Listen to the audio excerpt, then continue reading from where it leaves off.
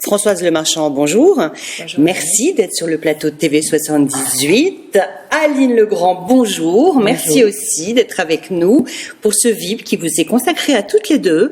Vous êtes yvelinoise, versaillaise et vous avez une actualité en cours, à savoir un nouveau livre qui vient de sortir, un livre de photographie que vous avez, alors on ne dit pas illustré parce que l'illustration c'est l'image, donc ce sont vos photos. Et que vous avez, comment on dit pour la personne qui écrit des textes à côté des photos? J'ai accompagné les images. Accompagné de vos mots. On peut dire ça? J'ai accompagné avec mes mots. Ben voilà, très bien, on va dire accompagné. Très bien. Alors, on va remonter un tout petit peu dans le temps. Françoise, vous avez sorti un autre livre il y a un an, en 2018, avec votre époux, François Lemarchand, qui raconte une vie d'explorateur. D'ailleurs, c'est le titre, hein, En explorateur. Voilà, on voit à l'image. Car il faut dire que vous êtes à l'initiative des magasins, de l'installation des magasins Pierre Import en France. C'est une très très longue histoire qu'on va faire très courte. Après, enfin très longue, oui, c'est l'histoire d'une vie, une partie de vie. Et après, vous avez initié les magasins Nature et Découverte, dont le tout nouveau siège d'ailleurs est à Versailles. Voilà. Donc, à travers ce livre que vous avez écrit à deux, on apprend à vous connaître quand même, parce que les photos sont en majorité les vôtres. Voilà, il y a votre écriture en marge de ces photos. Et on voit, vous dites d'ailleurs à un moment, j'ai la chance d'être une mère et d'avoir des enfants, ce qui me permet d'avoir un contact facile avec d'autres enfants que je ne connais pas et de pouvoir faire des photos. Donc déjà à cette époque-là, vous aviez votre appareil à la main. Oui. Voilà, vous avez travaillé donc Oui. l'image, et l'image de Nature et Découverte aussi, j'imagine. Vous êtes occupé des catalogues. Oui, je me suis occupée de la... j'ai créé l'identité visuelle, Voilà. on peut dire. Voilà, de Nature et Découverte. Mais... Donc quand il y avait des catalogues, c'est vous qui faisiez les photos. Voilà. Vous mettiez en valeur les objets. Voilà. Prenez vos enfants comme modèle, vos petits-enfants. Pas mes petits-enfants, parce que n'étaient pas là. Ils n'étaient pas encore là, Ouais. mais mes enfants petits, oui, beaucoup. Ouais. Mes neveux, mes nièces, mes petits voisins, voilà. C'était une époque où on pouvait travailler en famille et faire des choses un petit peu impromptues et qui étaient du coup très naturelles. Mm-hmm. Et ce qui s'est avéré très rapidement impossible à faire, puisque aujourd'hui, pour faire des photos d'un enfant, il faut tout un paquet d'autorisations, de normes, voilà. Mm-hmm. Mais... Et alors, à partir de quel moment vous vous êtes dit, je suis photographe professionnel? C'était toujours dans votre tête ou il y a eu une évolution? Je me suis dit, je suis photographe professionnelle quand j'ai commencé, quand j'ai vu ma première couverture je crois que c'était chez Vogue Déco, qui n'existe plus d'ailleurs. Mm-hmm. Voilà, où j'ai vu tout d'un coup que j'avais la couve. Donc là, je me suis dit, je suis arrivée à ce que je voulais, parce que j'avais fait énormément de photos avant pour Pierre Import, tout ça dans un cadre qui était assez familial. Mm-hmm. Et le jour où j'ai commencé à travailler dans la presse, hors famille. Hors famille, hors contexte, hors Pierre Import et Nature et Découverte. Hors confort de votre... Voilà, donc j'ai fait de la pub, j'ai travaillé pour d'autres journaux, d'autres magazines. Oui, j'ai travaillé pour pas mal de magazines. Marie-Claire Maison. Voilà, et Maison puis j'ai fait de la France. pub également. Ah oui?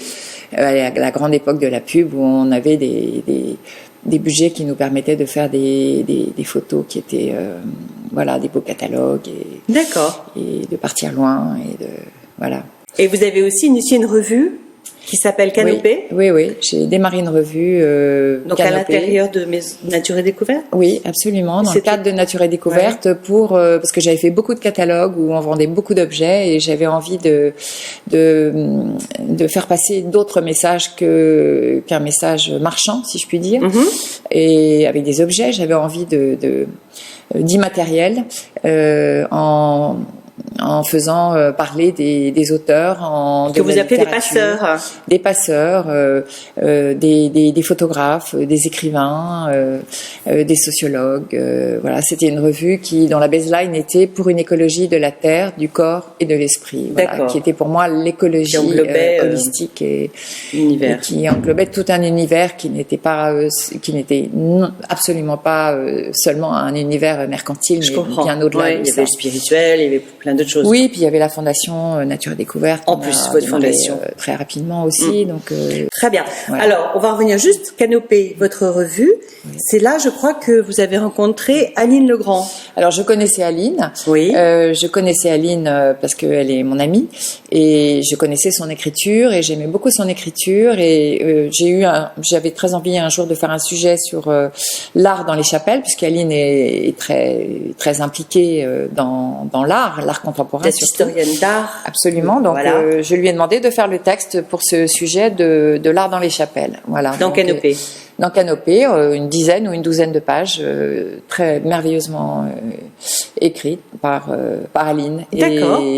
Et voilà. Et après, je me suis toujours dit qu'un jour, avec Aline, il faudrait qu'on fasse quelque chose ensemble. D'accord. Parce qu'aujourd'hui, donc, sort ce livre, Songes d'hiver à Versailles, Madame Adélaïde en son jardin. Oui. Donc, comme on disait tout à l'heure, voilà, accompagné des mots d'Aline Legrand, photo que vous avez prise vous.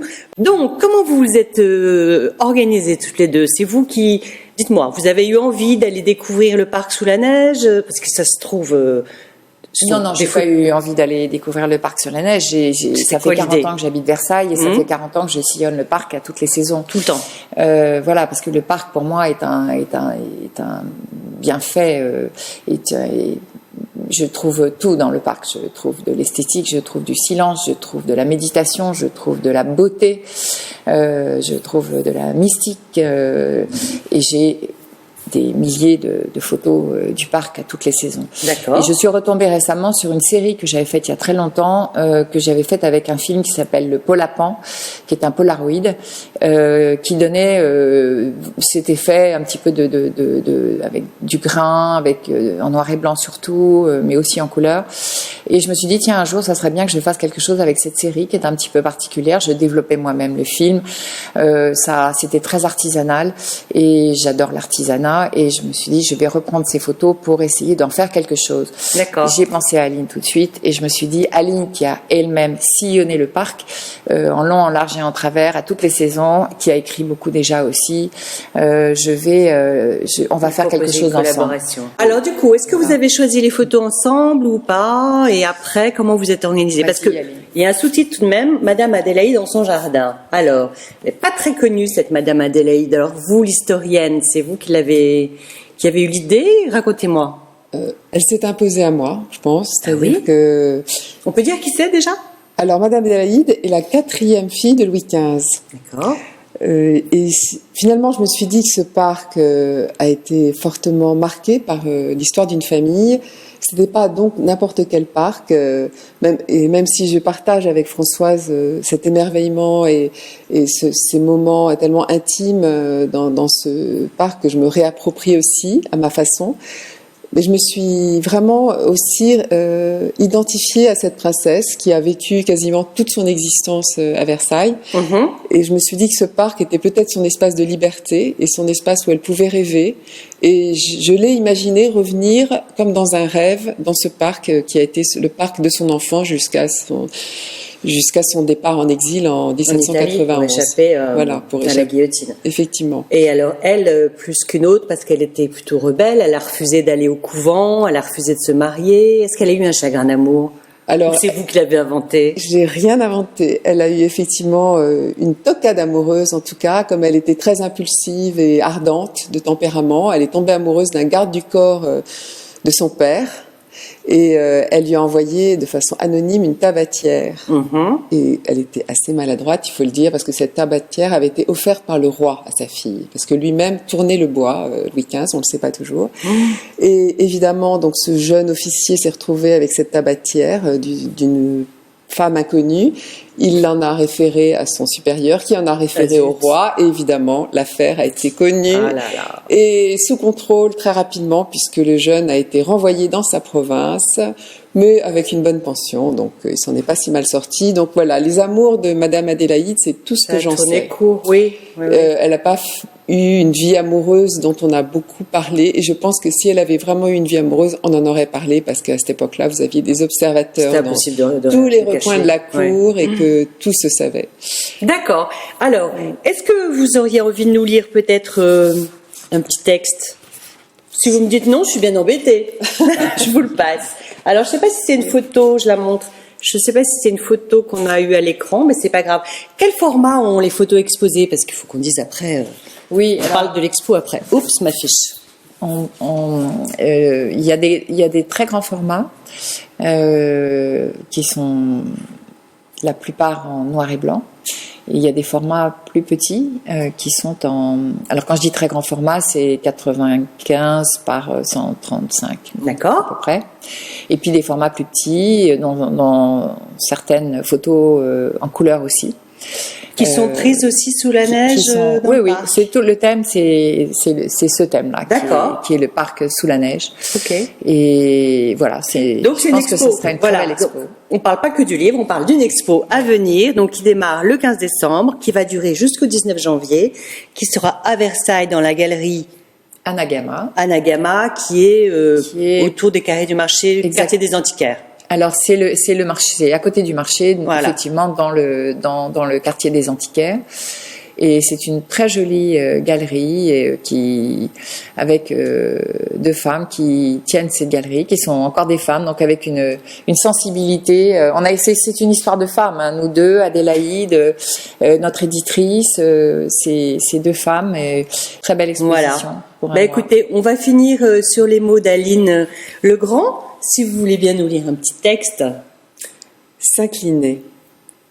Une seule nuit pour dénouer, fil par fil, le canevas de nos existences, pour livrer notre rang, nos maisons, nos parterres, à la jachère révolutionnaire.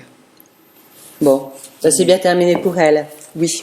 Quand même. Oui. Bon, elle est morte jeune quand même. 68 ans, ce qui est pour l'époque ça va. Tout à fait honorable.